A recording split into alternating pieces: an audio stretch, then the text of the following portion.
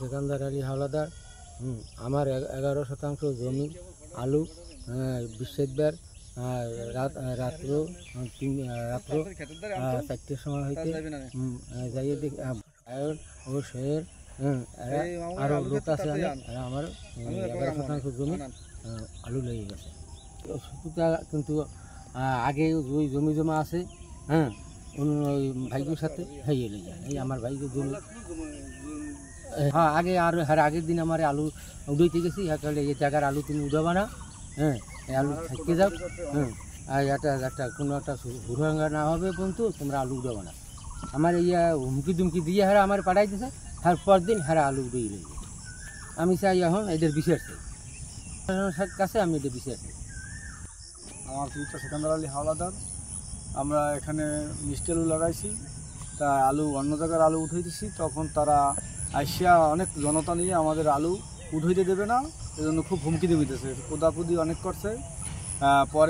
ঠিক পরের দিন আবার আলু খেতে আমরা আলু উঠাই, অন্য আলু মানে ওই ক্ষেত ছাড়া। সে সময় আসছে ওরা খুব মনে করেন যে কোদাকুদি অনেক লোকজন নিয়ে আমার দুজনের সাথে অনেক গালাগালি, আমার বাবার অনেক গালাগালি করছে।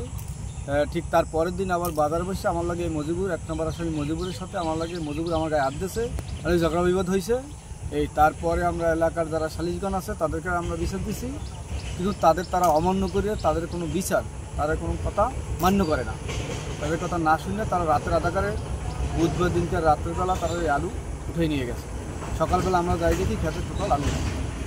আমরা এখন বিমানবন্দর থানায় আমরা অভিযোগ দিছি এবং আমরা